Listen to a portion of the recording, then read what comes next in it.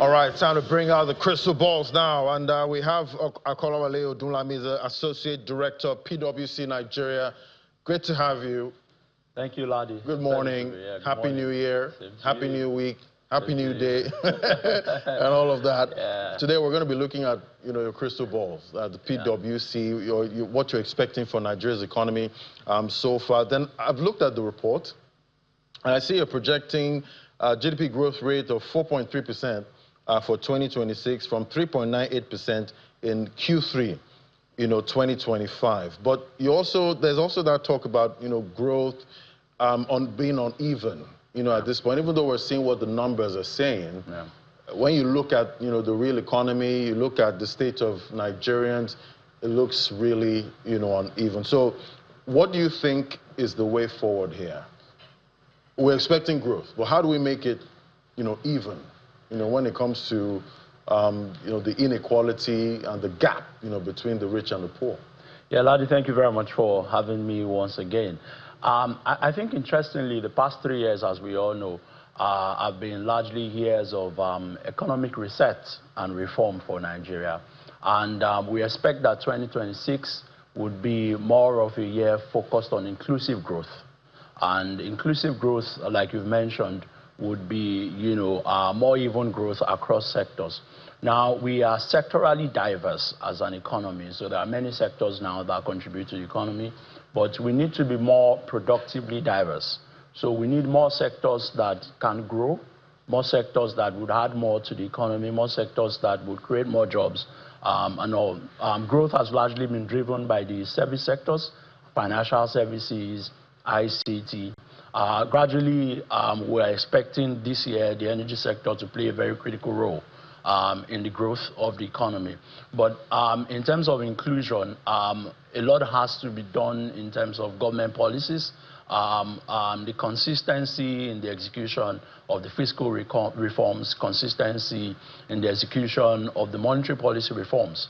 While the monetary tightening stance of the CBN has been very essential in stabling or making the ship more stable in terms of inflation, foreign exchange. We expect that in 2026, a little more easing, which the CBN has also sort of alluded to, will help in terms of access to credit, would also help even in terms of our overall capital formation for the economy. Right, and you did mention the services sector leading there, but the structural constraints are still there. High energy costs and logistics bottlenecks. Talk to me about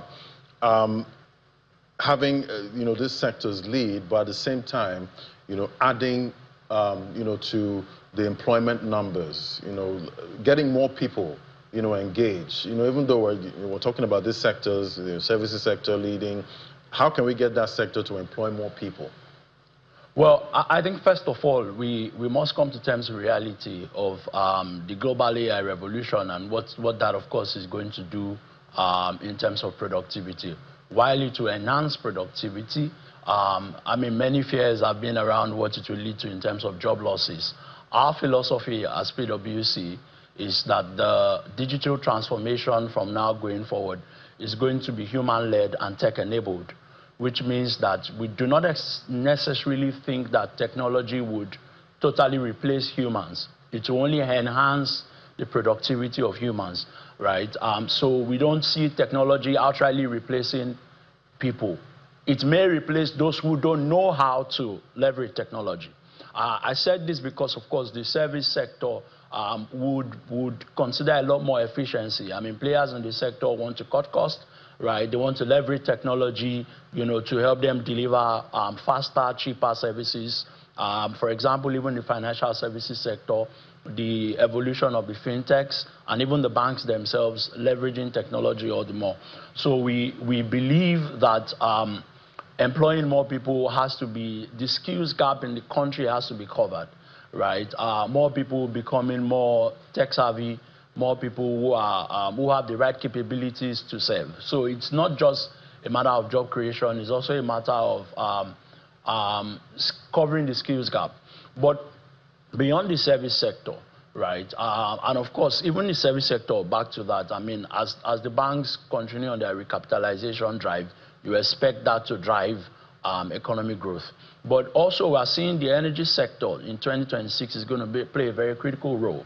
We saw a number of the last-minute deals in December, right? And you can expect that... It was like an exit and an entry. Exit and entry, exactly.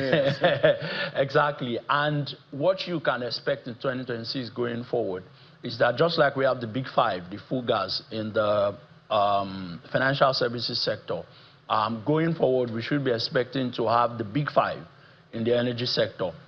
From a capital market standpoint, we currently have Aradel, Seplat, Geregu, but some of our biggest companies are not listed, right? MTN has listed now, but NNPC is not listed.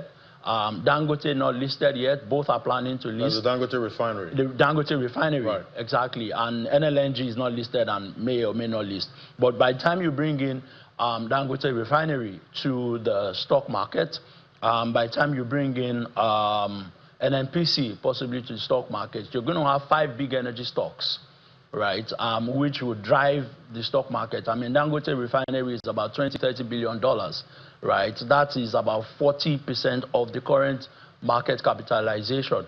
Of course, we don't expect him to list or maybe list, I don't know, certain percentages, right? But we expect growth in the capital market to come from that also. And of course, like I said, energy sector, the agri sector, still challenged by some of the bottleneck issues, which were resolved, but towards the latter part of the year, we faced some of those challenges around security, challenges around transportation and all. But if those challenges are resolved, we can expect the agri sector also to drive growth. We expect the real estate sector to continue to drive growth. Construction, like you know, is a time-tested job creation machine. And so as the government spends more on capital projects, the ripple effects of, you know, direct jobs, indirect jobs, some of those corridors where those projects are being implemented are going to open up. Real estate value in those corridors, you know, would increase significantly, you know, ease of transportation for products and all. Also, on the side of the monetary, right, again, while the 27% has helped, MPR has helped with, you know, handling inflation, we expect a bit more easing, which will also help credit access in 2026. Yeah, we'll see how many basis points you get cut. Yeah. Hopefully it's a cut, you know, in 2026. We only had one in 2025 from the MPC. Let's look at fiscal sustainability now and debt. The government, you know, spending plan for 2026, we're seeing a big deficit there, about 23 trillion naira. Debt servicing, that's supposed to go up by half of government revenue in 2026. So doesn't look pretty at this point. So talk to me about how to balance all of this. You know, you're trying to balance debt servicing, you're still trying to pay back, you know, some of the debt, but at the same time, there's so much to spend on. Something is going to suffer if we can't get, you know, enough revenue. Yes, like you rightly mentioned, the fiscal pressures may persist in 2026. Debt to GDP 4.28 projected, about 41%, I beg your pardon, debt to income, deficit of budget in 2026. Essentially, the government needs to spend to grow the economy, right? And a lot has to be done in terms of revenue optimization going forward. We expect that the tax reforms will yield some results going forward in 2026. Of course, like every reform and every policy, you don't expect impact immediately or instantaneously. So the impact, the compliance will probably take maybe a few years, right? But a lot still has to be done on the fiscal side for sustainability. That is actually one of the risks for 2026. At what point does debt servicing become unsustainable for this government? Well, the sustainability of debt servicing is not just for a certain government, right? Generally, right? If 40% of your income is going to service debt, right, that has reduced, but it's also still concerning. And so there are two ways to it, really. Optimize your revenue, grow your revenue, right, significantly. But in fairness, debt to GDP-wise, we're not doing badly at 4.28%. Could be a lot more better, right? Could be brought down. But debt servicing to revenue debt ratio. servicing to revenue ratio of 40%, right? A lot still has to be done on the side of revenue optimization. But we must begin to see that, look, a lot of revenue comes from, the energy sector, largely, which is very susceptible to external shocks, right? And with the global dynamics in 2026 that we're seeing, the world is closer to a Russia-Ukraine deal, right? I say closer because, as you may have followed, a lot of conversations are going on. There's a draft deals are being discussed. Now, that has implication for oil revenue, because that could possibly mean that more Russian volumes will be allowed into the market. There will be a supply glut, right? Venezuela also, if Venezuela volumes are unlocked and released into markets, there will be a supply shock, which may affect prices below even the $55 a barrel projection, right? And so as a country, first of all, while the price we may lose in terms of prices, right, we need to optimize production, right? And so we expect the marginal bid field rounds to do a bit in unlocking more volumes. The Ogoni conversations should unlock more volumes to us. The 3 million barrels per day target of 2030 is quite a huge one, but very plausible, right? And then we also expect that we need to think beyond oil on the revenue side. Because I was just thinking in my head, well, it seems Nigeria, we are concentrating more on oil at this point. And looking at 2025, we've seen countries like Ghana, profit from the gold surge, the surge in the metals market. We're seeing other countries in Africa also profit from, copper, at this point because of the EV story.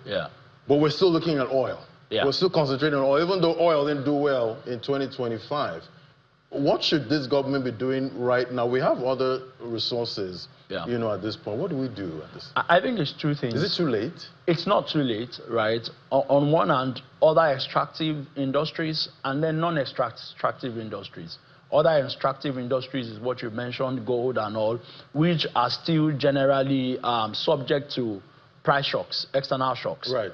But it's been great for them in 2025. Yes, global commodities. A lot of conversations have gone on as to the fact that the government I think the government estimated that in 2025 they made about 90 billion naira revenue from the extractive industries and from mining.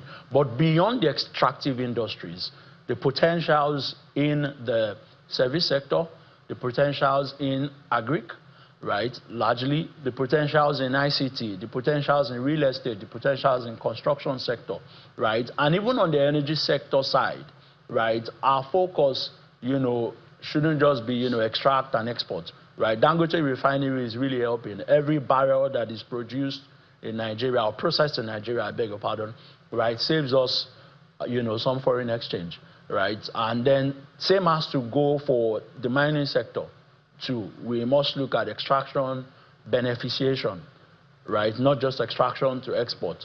So not just sending, copper and, most of these critical minerals out like that. Let's process them. Exactly. So if we focus on that, at this point, how long will it take for us to start benefiting? Well, I mean, it's not going to be overnight, right? Developing the infrastructure to be able to do that, the systems to do that, definitely will take some time. Right. But beyond the extractive sectors, again, we need to invest. We need to create the enabling environment for the non-extractive sectors. All right, let's talk about another huge elephant, at this point in your report. That's the poverty expectation for 2026. You did estimate about 34.7 million Nigerians are expected to face acute food insecurity, in 2026. You're expecting the poverty line to, increase further. About 140 million are going to be poor, according to your report in 2026. I'm sure some people are saying, God forbid, not me and my family at this point. But how do we reverse that? We don't want poverty to increase in Nigeria. I think, first of all, the report spoke a lot more to many things than the poverty level. Right. But the IMF actually estimated 62% poverty level, right? We're just about 61%. So the increase is not that much, right? And the reason is, of course, as we go forward, we are still facing challenges with household demands, as you know. But as we continue with the disinflationary trend, right, that should also ease a bit. So the increase is marginal.